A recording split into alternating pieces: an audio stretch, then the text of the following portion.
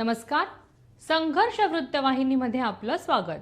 घेऊया ठाणे आणि आसपासच्या परिसरामधील घडणाऱ्या महत्त्वाच्या घडामोडींचा आढावा. ठाण्यात मोठ्या प्रमाणामध्ये होम उत्सवाचं आयोजन. एकाच छताखाली नागरिकांना पाहायला मिळणार ठाणे शहरातील त्यांच्या स्वप्नातील घरे. ठाण्यात क्रेडाई MCSIच्या माध्यमातून एकाच छताखाली तब्बल 50 पेक्षाही अधिक डेव्हलपर्सने होम उत्सवाचं आयोजन केलं आहे. या होम उत्सवाच्या माध्यमातून नागरिकांना त्यांच्या स्वप्नातील घरे खरेदी करण्याची संधी मिळणार आहे. ठाण्यातील वर्तकनगर येथे स्थित असलेल्या रेमंड कंपनीमध्ये या होम उत्सवाचं आयोजन 16 ते 19 फेब्रुवारी दरम्यान करण्यात आलेलं आहे. या होम उत्सवाचं उद्घाटन आज केंद्रीय मंत्री कपिल पाटील यांच्या शुभ हस्ते करण्यात आलं. यावेळी आमदार प्रताप सरनाईक, ठाणे महानगरपालिकेचे उपायुक्त संदीप माळवी, त्याचबरोबर अनेक डेव्हलपर्स व MCSIचे पदाधिकारी मोठ्या संख्येने येथे उपस्थित होते. येत्या रविवारी मुख्यमंत्री एकनाथ शिंदे हे देखील या होम उत्सवाला भेट देणार आहेत.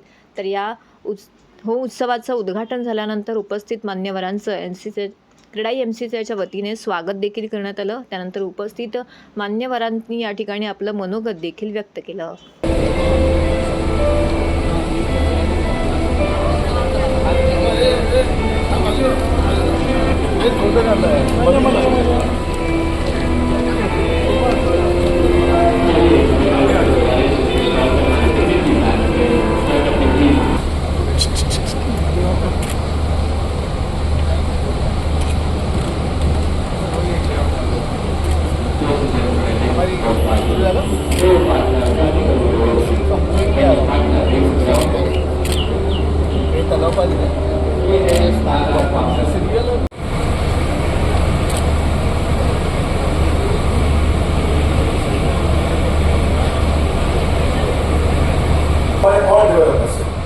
तो सिर्फ 4 दिन का इवेंट है. इन्होंने बहुत सारे माइलस्टोन अचीव किया है एवरी ईयर और ये सब भी हमने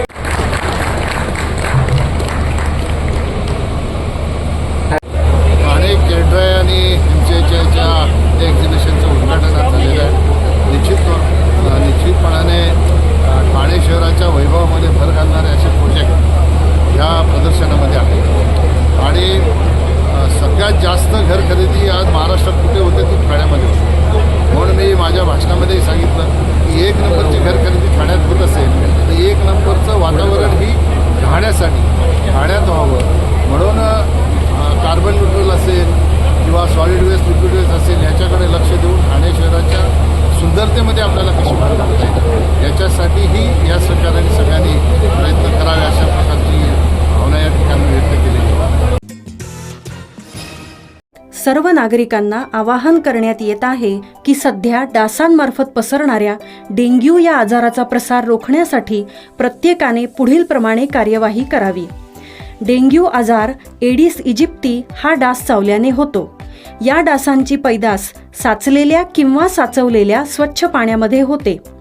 8 दिवसांपेक्षा जास्त दिवस पाणी उघडे व साचून राहिल्यास त्यात डास अंडी घालतात. अंड्यांच्या अळ्या तयार होऊन पुढे डास तयार होतात. यासाठी आपल्या घरातील पाणी साठे, उदाहरणार्थ बॅरल्स, पिंपे, टाक्या, हौद, रांजणे इत्यादी दर आठवड्याला रिकामे करून घासून पुसून कोरडे करून पुन्हा भरावे. 1 दिवस कोरडा दिवस म्हणून पाळावा.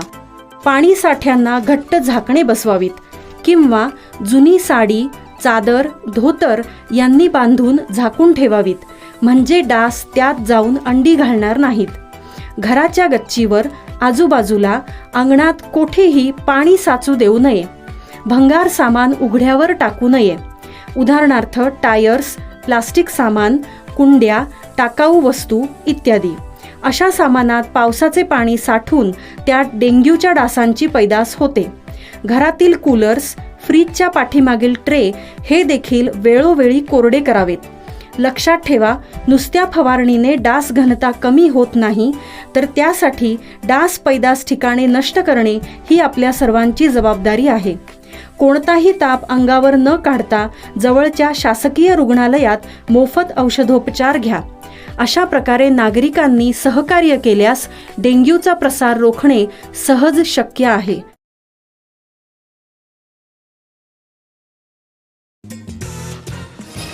गेल्या 5 वर्षापासून मुंबई परिसरातील जवळजवळ 2 ते 3 हजार बेघर व भाडोत्री रहिवाशांच्या हक्काच्या घराची मागणी शासन दरबारी प्रलंबित आहे. या मागणीसाठी दुष्काळग्रस्त मराठवाडा विदर्भ खानदेश नागरिक सेवा संघाचे अध्यक्ष धनराज थोरात यांनी ठाणे व नवी मुंबई परिसरात 10 ते 15 वेळा मोर्चे व आंदोलने केली. मात्र या आंदोलन करताना आश्वासनाखेरीज काहीच मिळालेले नाही. शिवाय या मागणीसाठी ठाण्यातील लोकप्रतिनिधी, आमदार व खासदार यांना शिफारस पत्र सुद्धा दिलेलं आहे.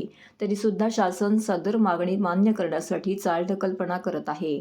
महाराष्ट्र शासनाचे प्रचलित धोरण असताना बेघर व भाडोत्री रहिवाशांना हक्काची घरं मिळत नसल्याच्या निषेधार्थ दुष्काळग्रस्त मराठवाडा विदर्भ खानदेश नागरिक सेवा संघाचे अध्यक्ष धनराज थोरात यांच्या नेतृत्वाखाली ठाणे जिल्हाधिकारी कार्यालय परिसरामध्ये जोरदार धरणे आंदोलन करण्यात आले.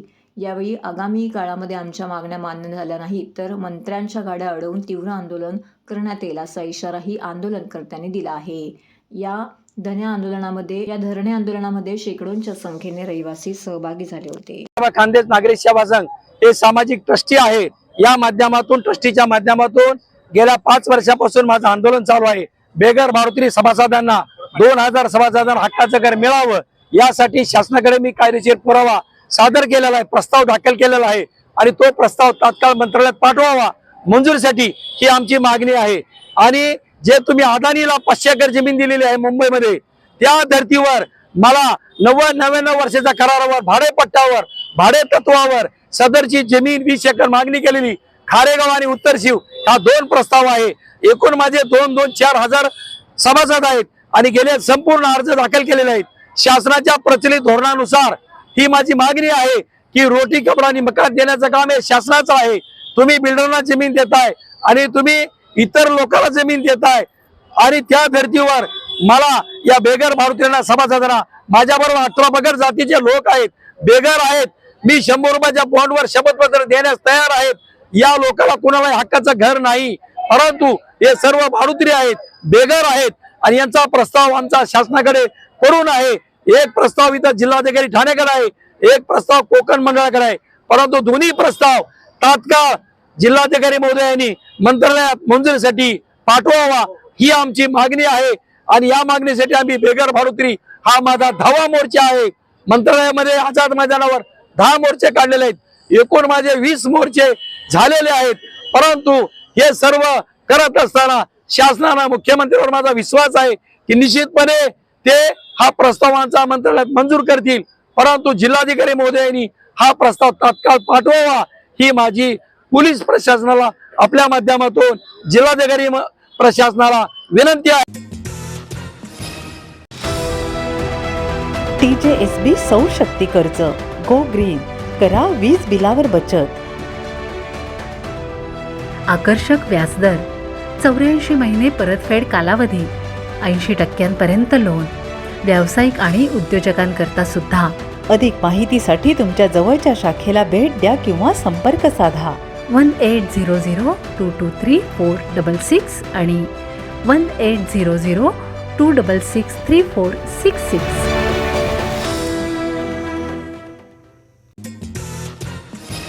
ठाणे मुलुंड दरम्यान नव्याने होत असलेल्या नव्या स्थानकाच्या कामाला आता गती मिळणार. खासदार राजन विचारे. दिघा गाव रेल्वे स्थानकाच्या लोकार्पणानंतर खासदार राजन विचारे यांनी ठाणे मुलुंड दरम्यान नव्याने होत असलेल्या रेल्वे स्थानकाकडे लक्ष केंद्रित केलं आहे. खासदार राजन विचारे यांनी काम सुरू असलेल्या नवीन रेल्वे स्थानकाची प्रत्यक्ष जागेवर जाऊन मध्य रेल्वे, ठाणे महानगरपालिका, तहसीलदार, सार्वजनिक बांधकाम विभागाच्या अधिकारी तसेच मनोरुग्णालयाचे वैद्यकीय अधीक्षक यांच्यासोबत पाहणी केली. यावेळी ठाणे महानगरपालिकेचे कार्यकारी अभियंता मोधे आसावरी मॅडम, मध्य रेल्वेचे प्रकल्प निर्माण विभागाचे उपमुख्य अभियंता रिजवान अहमद, कार्यकारी अभियंता सतीशचंद्र, प्रातिष्ठिक मनोरुग्णालयाचे वैद्यकीय अधीक्षक डॉक्टर मुळीक यांसह इतर पदाधिकारी येथे मोठ्या संख्येने उपस्थित होते. 16 एप्रिल 1853 साली भारतातील पहिली रेल्वे बोरीबंदर ते ठाणे या रेल्वे स्थानकात सुरू झाली होती. आज याला 170 वर्ष पूर्ण झाली आहेत. मुंबईनंतर मध्य रेल्वेच्या उपनगरीय रेल्वे स्थानकांमधील सर्वाधिक गर्दीचे ठाणे स्थानक गणले जात आहे. या रेल्वे स्थानकातून दररोज 7 ते 8 लाख प्रवासी ये-जा करत असतात. आता प्रवाशांचा वाढता भार ठाणे रेल्वे स्थानक पेलू शकत नसल्याने नवीन रेल्वे स्थानकाची आवश्यकता लक्षात घेऊन खासदार राजन विचारे यांच्या महापौर पदाच्या कारकिर्दीत ठाणे महानगरपालिकेने 2008 मध्ये इंटिग्रेटेड मोबिलिटी प्लॅन तयार केला. त्या डेव्हलपमेंट प्लॅनमध्ये ठाणे मुलुंड दरम्यान नवीन रेल्वे स्थानक आवश्यक असल्याचं नमूद केलं होतं. या जागेसाठी पाठपुरावा सुरू केल्यानंतर महापालिकेने पुढाकार घेऊन अनेक प्रस्ताव शासकीय आरोग्य विभागाकडे ठेवले. त्यानंतर सन 2010 साली एका जनहित याचिका दाखल असल्यामुळे सदर जागेचा प्रस्ताव न्यायप्रविष्ट असल्याने जागा मिळण्यास विलंब लागत होता. अखेरीस राज्य शासनाच्या आरोग्य विभागाची जागा ठाणे महानगरपालिकेला 2023 मध्ये हस्तांतरित करण्यात आली. मोजणी सुरू न झाल्याने खासदार राजन विचारे यांनी जिल्हाधिकाऱ्यांना पत्र देऊन जागेची मोजणी करण्याचं कळवलं. त्यानंतर संबंधित विभागाने रेल्वे स्टेशन, फलाटे व इमारतींसाठी लागणारी 3.77 एकर जागेची मोजणी करून घेतली. कोपरी आनंदनगर दिशेला उतरणारे पादचारी पूल लगत असलेल्या डीपी रस्त्याचं काम तात्काळ सुरू करा, जेणेकरून कोपरी आनंदनगर परिसरातील नागरिकांना त्याचा लाभ मिळेल, अशी सूचना महानगरपालिकेच्या अधिकाऱ्यांना यावेळी देण्यात आली. महानगरपालिकेच्या वतीने सुरू असलेल्या परिचालन क्षेत्रामध्ये एकूण 20 पैकी 11 पिलरचं काम पूर्ण झालं असून गर्डर व सॅटिस डेकचं काम सुरू असून 35% काम पूर्ण झाले आहे. डिसेंबर 2025 पर्यंत संपूर्ण रेल्वे स्थानकाचं काम पूर्ण होऊन नवे रेल्वे स्थानक प्रवाशांसाठी खुले करण्यात येणार असल्याची माहिती खासदार राजन विचारे यांनी यावेळी दिली. मला माहिती असेल की या ठिकाणी 2005ला ज्यावेळेला मी महापौर असताना त्या ठिकाणी एक विजन डॉक्युमेंट आपण केलं होतं आणि त्याचबरोबर या ठिकाणी जो आपण या संदर्भामध्ये एक स्पेशल रिपोर्ट घेतला होता. त्यामध्ये या ठिकाणी स्टेशन व्हावं, जेणेकरून तुम्ही आज बघितलं असेल घोडबंदर, त्याचबरोबर इकडे वाघे स्टेट ह्या संबंध जो बघितला असेल नवीन वस्ती या ठिकाणी होते.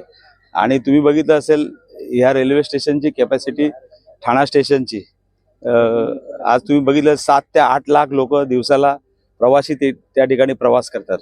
आणि आज तुम्ही बघितलं असेल हे रेल्वे स्टेशन झाल्यामुळे जवळजवळ 31% हे प्रवासी त्या ठिकाणी कमी होणार आहेत, म्हणजे तिकडची गर्दी कमी होणार आहे.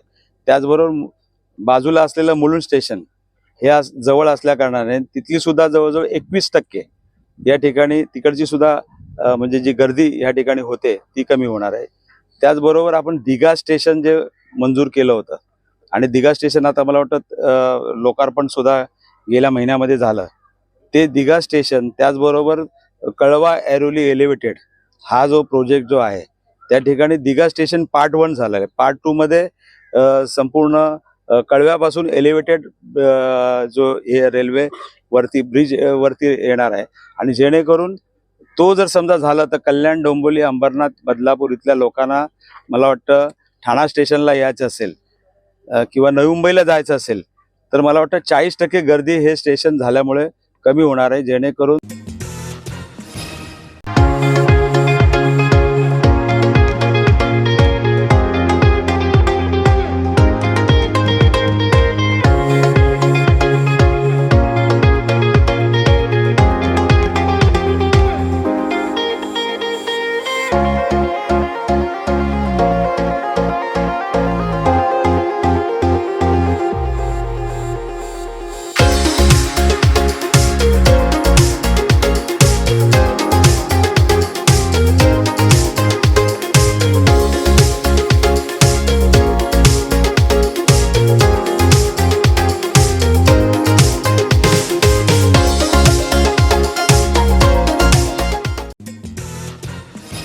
सर, तुम्हाला वाचनाला काय आवडते? पुस्तकांच्या मुखपृष्ठाचे महत्त्व काय असते? कोणत्या प्रकारच्या पुस्तकाच्या वाचनाचा स्पर्धा परीक्षेसाठी फायदा होईल?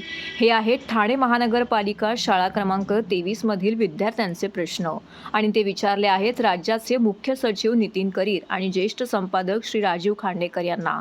अशा प्रश्नांची दोन्ही मान्यवरांनी उत्तर देत या विद्यार्थ्यांशी संवाद साधला. निमित्त होते ठाणे महानगरपालिकेच्या चला वाचूया या उपक्रमाच्या उद्घाटनाचे. ठाणे महानगरपालिकेचे आयुक्त अभिजित बांगर यांच्या संकल्पनेतून महानगरपालिकेच्या शाळांमधील प्रत्येक वर्गखोलीत पुस्तकांचे कपाट, वाचन कोपरा तयार करण्यात येत आहे.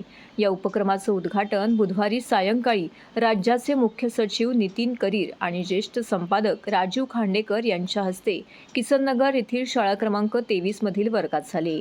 यावेळी 8वी आणि 9वीच्या निवडक विद्यार्थ्यांशी या दोन्ही मान्यवरांनी संवाद साधला.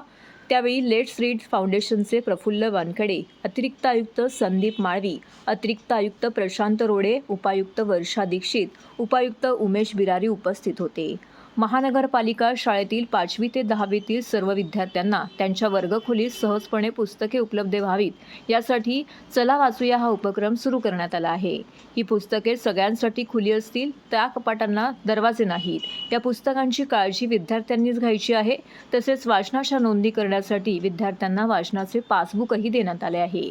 हा उपक्रम टप्प्याटप्प्याने महानगरपालिकेच्या सर्व शाळांमध्ये सुरू करण्यात येणार असल्याची माहिती उपायुक्त बांगर यांनी याप्रसंगी दिली. यानंतर विद्यार्थ्यांनी त्यांच्या वाचनाच्या सवयी, पुस्तकांची उपलब्धता, आवडलेली पुस्तके यांच्याविषयी मान्यवरांनी विचारलेल्या प्रश्नांना उत्तरे दिली. वाचनाचा फायदा, त्याचा अभ्यासात आणि अवांतर गोष्टीत होणारी पुस्तकांची मदत याबद्दल करीर यांनी मार्गदर्शन केले. पुस्तकांचे मुखपृष्ठ ही त्या पुस्तकांची ओळख असते असेही करीर एका प्रश्नाच्या उत्तरात म्हणाले. तर वाचन कसे असावे याबद्दल खांडेकर यांनी सांगितले. या कार्यक्रमाचे सूत्रसंचालन उपमाहिती व जनसंपर्क अधिकारी प्राची डिंगणकर यांनी केले. तर हे होतं संघर्ष वृत्तवाहिनीचं आजचं बातमीपत्र. उद्या पुन्हा भेटू याच वेळी याच ठिकाणी ताज्या घडामोडींसह. तोपर्यंत नमस्कार.